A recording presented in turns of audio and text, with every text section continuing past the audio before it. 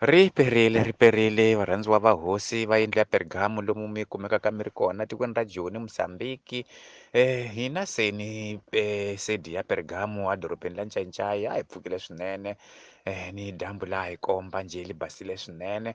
Namuntlha hi ta khoma tike hi na timhakanyana titsongonyana lana ma swi tiva hi le ka makwarantena a hi nge tshami hi nga ri na timhaka lana wo va leswaku va hi tshama na hi kombisana swin'wana na swin'wanyani leswi humelelaka kambe hikwalaho ka rito la Xikwembu. A ni fambi ni ri noxe namuntlha ni na yena bava mfundhisi Maphose hambileswi namuntlha a nga siku ra yena leswaku va na ti vula leswaku yena hi mani vito la yena la ku hetelela a kumekaka igreja yihi ya kona.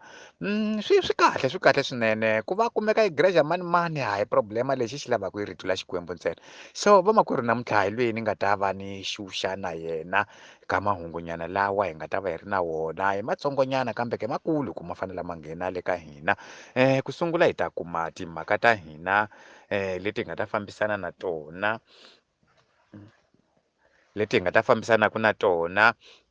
Hi ta tikuma le ka ta ku sungula hi ta tikuma le ka Samuel wa ku sungula Nomve, Samuel wa ku sungula Nomve.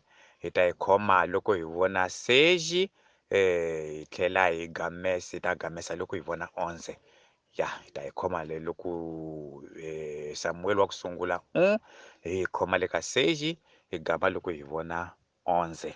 Hi ta tlhela hi kuma yin'wanyani futhi hi yona leyi nga ta fambisanaka swinene na hina ka timhaka ta namuntlha yena Luka 8 8 hi ta mu teka loko hi vona i 8 kwala ku sunguleni. So hi yo timhakanyana leti hi nga ta byi khomaka tona la. Ni ta sungula ke mina ni mi lerhela ni ta tlhela ni lerha na yona liya Luka se hi ta nghena ka nhlokomhaka. Amen. Samuel Nomve Seji ni ta lerha ke mina.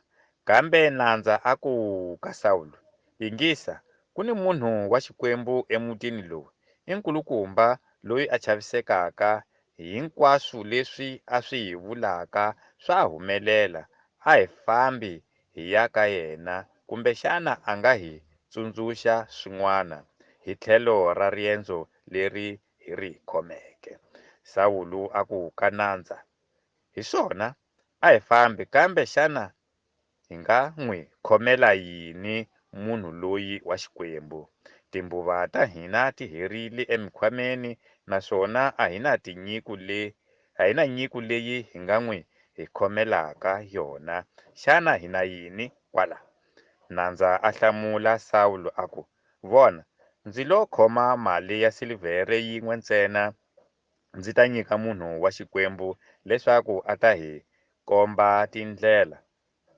Khale etikweni ra Israyeli loko vanhu va ya vutisa leswaku xana Xikwembu xi ri yini emhakeni yo karhi, a va ku a hi yeni hi ya vonana ni mavonakule loyi namuntlha va n'wi vulaka muprofeta, khale a va ku i mavonakule. Saulo a ku ka nandza, swa twala a hi fambi hi ya kona. Hi loko va kongoma laha munhu wa Xikwembu a tshama kona. Amen.